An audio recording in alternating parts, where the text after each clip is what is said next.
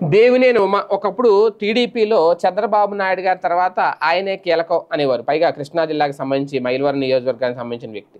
ఇప్పుడు దేవినేని ఉమ అయితే సీనియర్ నాయకుడు ఒక రకంగా. అప్పుడు నీటిపారుదల శాఖ మంత్రిగా చేశారు. కీలక బాధ్యతలు అధికారంలో ఉన్నప్పుడు 2014లో ఉన్నప్పుడు. అయితే ఇప్పుడు ఆయన సీటుని త్యాగం చేశారు మొన్న.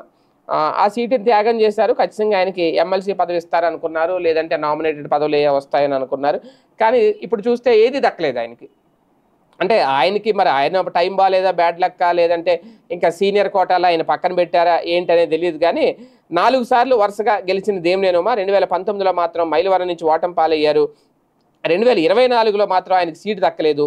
వైసీపీ నుంచి టీడీపీలో జంప్ అయిన వసంత కృష్ణ ప్రసాద్ ఆఖరి నిమిషంలో వచ్చి అలాగ దక్కించేసుకున్నారు. ఆ సమయంలో దేవినేని ఉమాకి ఎమ్మెల్సీ పదవి ఇస్తారని హామీ ఇచ్చారు బాబు గారు. కానీ కూటమి ప్రభుత్వం ఏపీలో అధికారంలోకి వచ్చి ఏడాది గడిచినా సరే ఆయనకి ఇంకా ఎమ్మెల్సీ పదవికి సంబంధించి హామీ లేదు. ఇప్పటివరకు ఎమ్మెల్సీ పదవులు భర్తీ చేశారు కానీ ఉమాకి మాత్రం దక్కలేదు. దాంతో ఆయన వర్గంలో నిరాశ అయితే మొదలైంది. దేవినేని ఉమా వర్గంలో. ఉమా అయితే చంద్రబాబుకు అత్యంత సన్నిహిత నేత. ఇటీవల ఆయన కుమారుడి పెళ్లికి మంత్రి నారా లోకేష్, తెలంగాణ ముఖ్యమంత్రి రేవంత్ రెడ్డి కూడా హాజరయ్యారు. అంతలా పార్టీలతో అందరితో మంచి సంబంధాలు ఉన్న ఉమాకు పదవి దక్కకపోవడం ఎందుకు అంటే కుల సమీకరణాలే అడ్డుగా ఉన్నాయని అంటున్నారు. కమ్మ సామాజిక వర్గంలో చాలా మంది పోటీలో ఉన్నారు.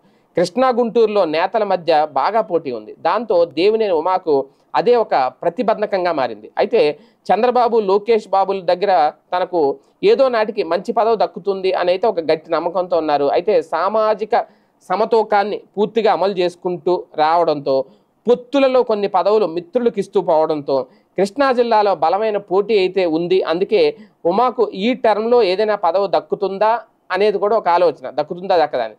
పైగా ఇప్పుడు దగ్గర ఆయన వయసు 6-10 వయసు ఉంటుందట. ఇప్పుడు కీలక దశలో ఉన్నారు ఆయన.